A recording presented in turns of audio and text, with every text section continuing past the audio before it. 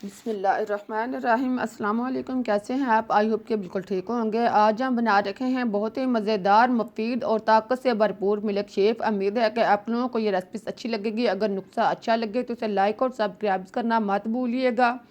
आइए चलते हैं और मिलकर शुरू करते हैं अपनी आज की रेसिपी।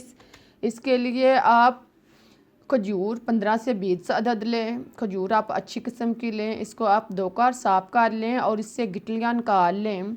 खजूर खाने से दिल की सेहत जो होती है वो बेहतर हो जाती है और हड्डियाँ मजबूत होती हैं। खजूर मैदे को तक़वियत देता है। आप सारी खजूरों को गिटलियाँ निकाल कर एक बाउल में डाल लें और फिर आप इसी मकदार में बादाम लें। 15 से 20 अदद बादाम, इसको आप काट लें। बादाम खाने से दिमाग को ताकत मिलती है। अब आप इसमें आधा कप दूध डाल लें और इसको अच्छी तरह भिगो दें। इन चीज़ों को आप अच्छी तरह भिगोकर आधे घंटे के लिए रख दें ताकि ये नरम हो जाए। इसको आप एक साइड पर रख दें। अब आप 8 से 10 अदद केले लें। केले को आप छिलका उतार कर इसको साफ कर लें। केला खाने से मैदे को तक़वियत मिलती है। केला हाजमेदार होता है। ये मैदे को तक़वियत देने के साथ साथ आपके जरियान और इख्तिलाम के लिए भी बेहद मुफीद है। खाना हज़म करने के लिए आप 2 से 3 केले खाना मामूल बना लें। इससे आपको मैदे का मसला नहीं होगा। आप केले को छिलका उतार कर इसको छोटे छोटे पीसों में काट लें ताकि ग्राइंड करने में आसानी हो।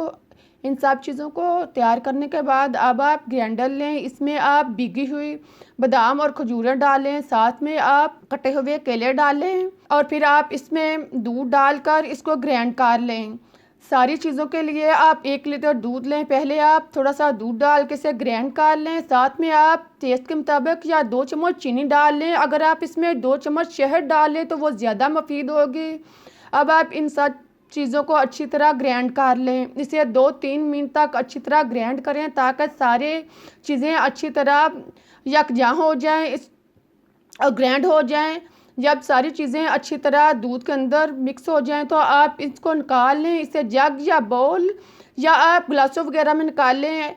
बहुत ही मज़ेदार और ताकत से भरपूर शेक तैयार हो चुका है। आप इसे ड्रिंक करें। इसके ऊपर आप पिस्ता और कटे बादाम लगाएं। इससे इसकी खूबसूरती में और भी इजाफा हो जाएगा। ये ना सिर्फ ज़ायके के लिहाज से बहुत ही मुफीद मशरूब है बल्कि ये ताकत के लिहाज से भी बहुत मुफीद है। आपकी हड्डियों को मजबूत करेगा, आपकी कमज़ोरी दूर करेगा और आपकी हड्डियों को ताकतवर बनाएगा। मैदे के लिए बेहद मुफीद है। उम्मीद है कि आप लोगों को रेसिपी अच्छी लगी होगी। अगर रेसिपी नुस्खा पसंद आया है तो उसे लाइक करें, सब्सक्राइब करें ताकि मैं आपके लिए इससे बेहतर और मुफीद नुस्खा ला सकूं। अब मुझे इजाज़त दें, फिर मिलते हैं नई रेसिपीज़ के साथ, नए नुस्खे के साथ। तब तक के लिए अल्लाह हाफिज़।